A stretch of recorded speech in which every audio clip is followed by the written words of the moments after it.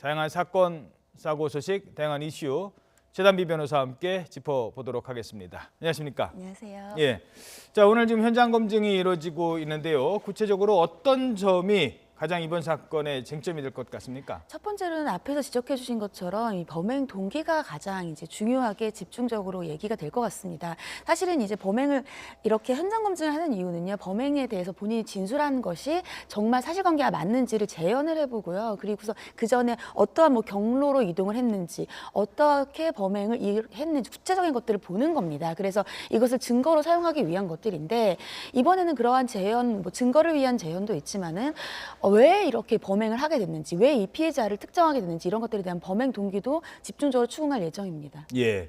자, 그리고 이제 김학봉의 얼굴이 공개가 됐습니다. 이름과 얼굴이 공개가 됐는데 피의자의 신상 정보를 공개하는 기준은 어디에 있는 겁니까? 예, 기준 같은 경우에는요, 특정 강력 범죄의 처벌에 관한 특례법에 있습니다. 여러 가지 조건들이 있는데 첫 번째로는 범행이 굉장히 중대한 범죄, 중대한 피해를 발생시켰어야 됩니다. 예를 들면 살인이라든지 이런 것들이겠죠. 예. 두 번째는 충분한 증거가 있어야 돼요. 왜냐하면 보통은 무죄 추정의 원칙인데 얼굴을 공개하게 되면 되돌릴 수 없는 피해가 발생할 수 있지 않겠습니까? 예. 그렇기 때문에 이 사람이 피의자다, 범인이다라는 충분한 증거가 있어야 되고 세 번째로는 국민이 이것을 알아서 더 이상의 범죄가 발생하지 않는 이 피해 예방 차원이 있어야 됩니다. 근데 이 세 가지 모두를 갖춰졌다고 판단했기 때문에 이번에 얼굴을 공개하게 된 거고요. 여기서 가장 좀 특별히 얼굴을 공개하게 됐던 이유라고 지적을 해드린다면 최근 들어서 일련의 묻지마 범행들이 쭉 발생하지 않았습니까? 거기에 대해서 특히 또 여성, 또 나이가 많은 여성 이렇게 사회적인 약자에 대한 범죄에 대해서는 더 엄격히 대응하겠다는 그런 어느 정도의 국민적인 합의가 있었기 때문에 얼굴을 공개하게 됐다 이렇게 알고 있습니다. 예.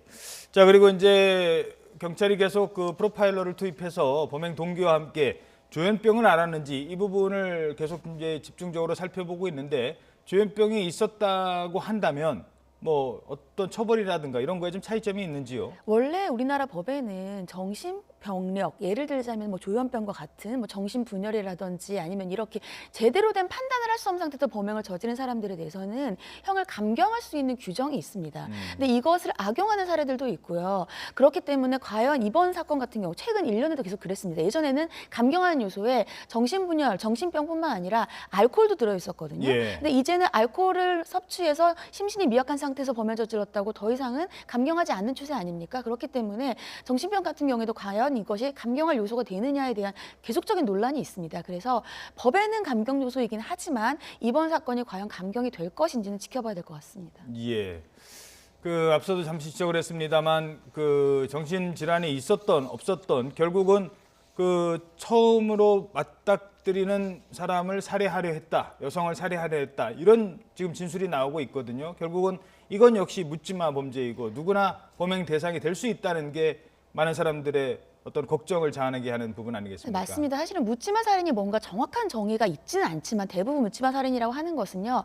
뚜렷한 범행 동기가 없다. 두 번째로는 어떠한 피해자, 내가 왜 저 사람을 죽였는지에 대한 이유가 없다는 겁니다. 이번 사건 같은 경우에도 내가 너무 분노가 있다. 아니면 살기 힘들다. 그래서 만나는 첫 번째 사람을 죽여야지. 그럼 그 범행 대상이라든지 범행 동기가 전혀 없는 이런 범죄를 묻지마 살인이라고 하는데 이 묻지마 살인이 사실은 굉장히 무섭고 우리 일반인들이 두려워하는 이유가 내가 아무런 원인도 제공하지 않았는데 그냥 나는 일상생활을 살다가 갑자기 범죄 피해자를 끔찍한 피해자가 된단 말이죠. 그런데 이것은 더 문제가 예방할 수 있는 방법을 사회적인 대책을 마련하는 건 이외에는 없다는 겁니다. 본인이 할 수 있는 일이 없다는 건데 그렇다면 구체적으로 어떠한 사회 대책을 마련해야 되는 것인가. 묻지마 범죄에 대해서는 치안 강화, 예방 그리고 국민적인 합의밖에 없거든요. 예, 이런 것들에 대해서 어떻게 해야 될지가 문제인 것 같습니다. 게다가 이제 묻지마 살인이거든요. 그러니까 이게 지금 주목이 되는 게 물론 범행을 저지른 이후에 60대 여성의 주머니를 뒤졌다고 합니다. 오늘도 그건 진술을 했어요. 그러니까 돈이 목적인 것도 사실이죠. 하지만 돈을 목적으로 하는 범죄가 여러 가지가 있습니다. 그런데 지금 이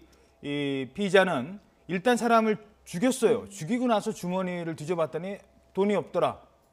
그러면 이거는 돈과는 상관없이 일단 사람부터 죽이고 본 그런 피해에서부터는 좀 벗어나야 되지 않느냐 이거거든요. 맞습니다. 그래서 뭐 항상 대책이 뭐 등산로에서 일어나면 등산로에 CCTV를 더 만들자. 아니면 화장실에서 생기면 화장실을 더 강화하자.